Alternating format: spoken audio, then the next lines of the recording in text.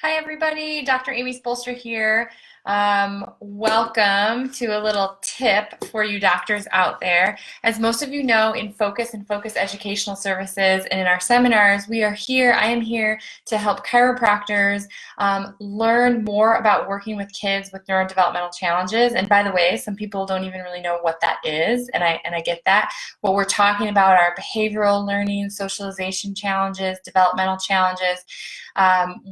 In regards to kids and adults. And I know that so many of you doctors out there want to be working with this demographic, and one of the biggest challenges that I hear and that people want to know, and we spend a lot of time teaching in Focus Educational Services, is look, I know I can help this demographic. I know it's important that they're in my office and getting checked and adjusted. And the problem is that when these kids come in, because they have so many challenging behaviors, they make a mess in my office. They create chaos in my office. My staff gets stressed. My other practice members get stressed out. And unfortunately, I've heard a lot of times that doctors are like, it actually hurts my practice to take care of these kids. And so I feel stuck because what do? I know they need me, but I don't know what to do. So obviously, we spend a lot of time teaching this at Focus Educational Services in our seminars, but I want to give you guys some really quick tips. We're not going to teach all of the underlying why in this video, but I just want to give you guys something you can do right now to improve the outcomes of working with kids in this demographic, kids and adults.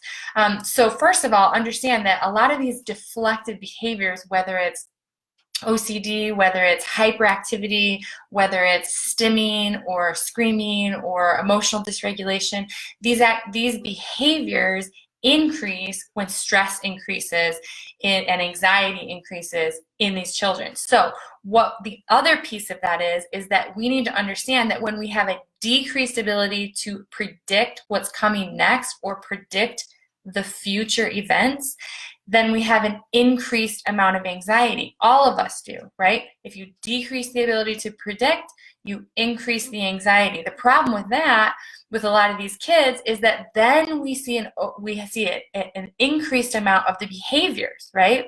Which then can create a cascade of problems in our office.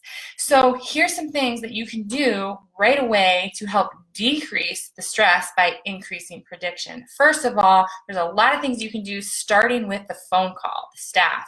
What I want you to do is have your staff ask the parent who's calling in, are there specific triggers? Do loud noises, do lights, do babies, other kids, are those triggers for your child? Because we want to make sure that we have the best environment for your child when they come in for a first visit, and then you can modify from there as well.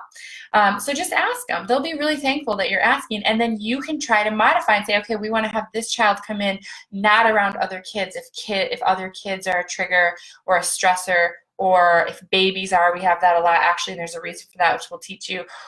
Or loud music or music at all. You might want to have them come in at lunch when you can turn down the music, turn off the music, turn off the lights, whatever you need to do. Right there, that's huge.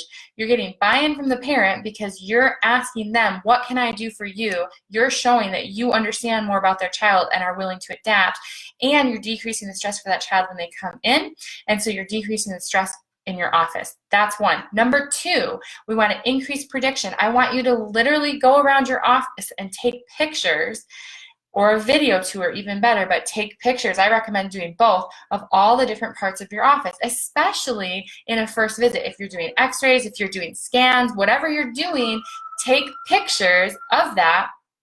And so you can actually send that to the patient or the parent beforehand, and you can have the child watch the video, look at the picture, so they can increase their ability to predict what it's going to be like when they come to your office. That's huge. It seems silly. It may seem really basic, especially for some of your older kids or adults. I'm telling you, it's a game changer. Game changer. Next thing, You can have a separate room that maybe isn't always a separate room, one of your extra consult rooms or a different office, that you can actually say, hey, I know this kiddo that comes in has a lot of hyperactivity, needs to touch everything, is going to be driven by a motor and running around my office, which could create stress for them, stress for their parents, and a lot of stress for your practice members and staff.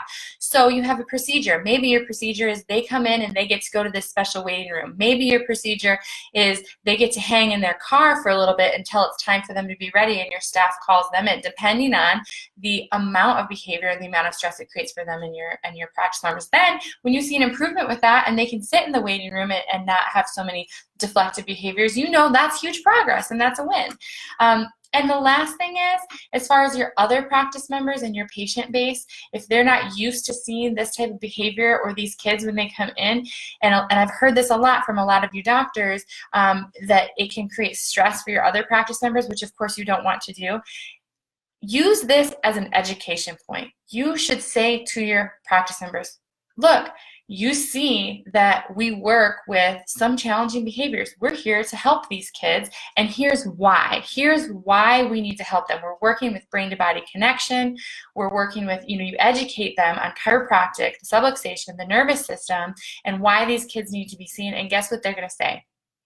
That's super cool. So you had a major impactful communication and patient education moment when, instead of being like nervous, oh no, it's creating stress, you just straight up, you just address it right away and say, look, I know some of that is challenging. Look, that's stressful for the family. Can you imagine the other stresses that they have in their life? You saw what was going on in the waiting room. We love these kids. We love these families. We're here to help them, and here's why we help them. Here's how we help them. Guess what? That patient is going to love you and respect you even more, and they're going to go out and tell their friends and family. So hopefully that helps. Try these things immediately, even if you don't totally fully understand them. That's what we're teaching about why and how and developmental hierarchies. But just take these and use them, and you'll see things change in your office. Have a great one.